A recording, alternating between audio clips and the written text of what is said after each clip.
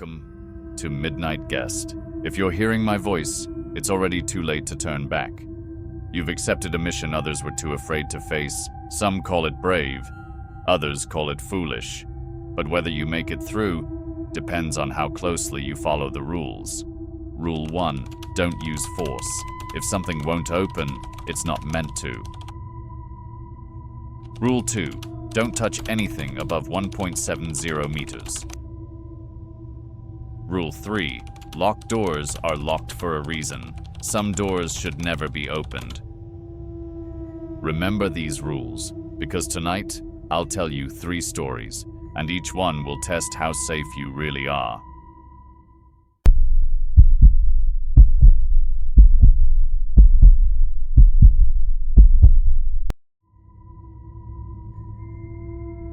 The empty apartment above me. Chloe thought she had found the perfect place. Cheap rent, a corner unit, and her landlord swore the apartment above hers, 3B, was completely empty.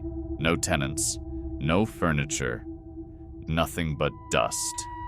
For 2 weeks, everything was quiet, peaceful, safe, until one night, a sound broke the silence.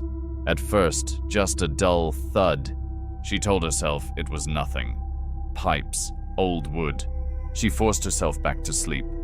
But a few nights later, the sound returned. This time louder, a dragging noise. Long, heavy, scraping directly above her bed. It lasted 10 seconds. Then silence, the kind that feels heavier than noise. She stared at the ceiling, her heart pounding in her throat.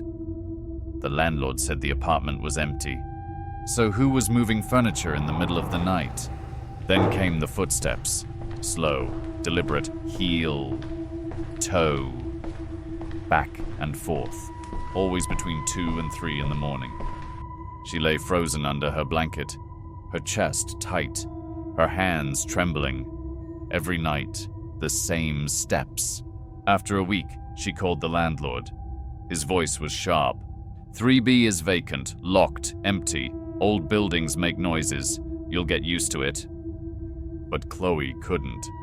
That night, the pounding began. Not footsteps, not dragging, pounding, like a hammer slamming the floor above her. She grabbed her phone, recorded the noise. It lasted a full minute, then stopped. When she played it back, the sound was still there. Clear, real. She wasn't imagining anything. The next day, she spoke to the superintendent. He muttered as he left, "Keep your door locked." That night, the footsteps started again. They crossed the ceiling, then stopped, directly above her bed. She held her breath. The air felt heavier, and then scratching. Long, slow, sharp, dragging across the wood, right above her head. She bolted, keys in hand, shoes forgotten. She didn't stop until she was locked inside her car across the street. The police came. The landlord opened 3B. At first, it looked empty, dust, bare floors. But in the back bedroom, the one above hers, fresh scratches carved deep into the wood. And next to them, a filthy sleeping bag. Someone had been living there, watching, listening, waiting.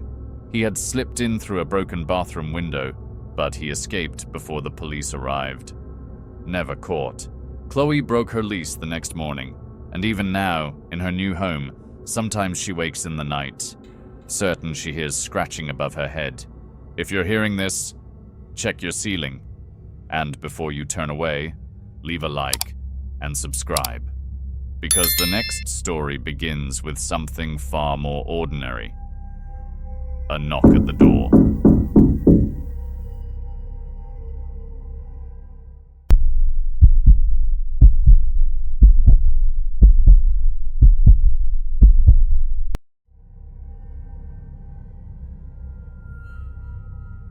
Marcus lived alone.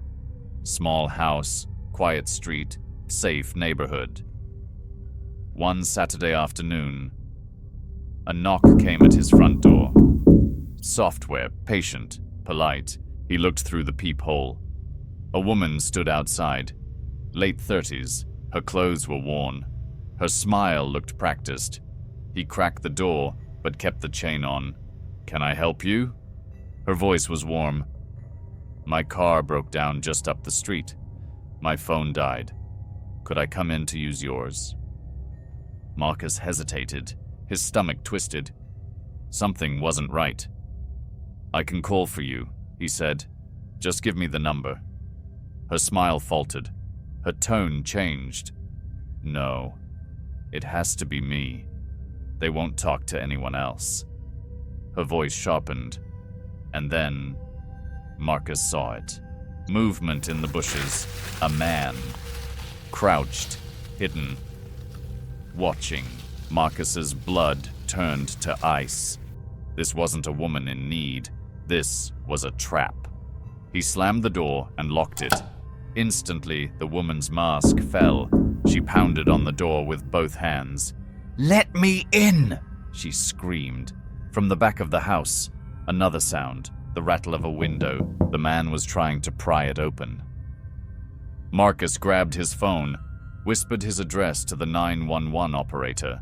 The pounding grew louder. The window shuddered. His safe home felt paper thin. And then, sirens. Faint, growing. The pounding stopped.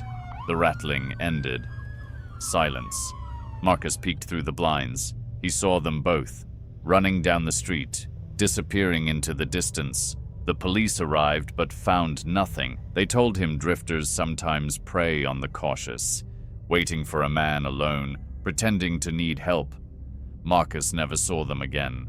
But now, even the sound of a gentle knock makes his heart race.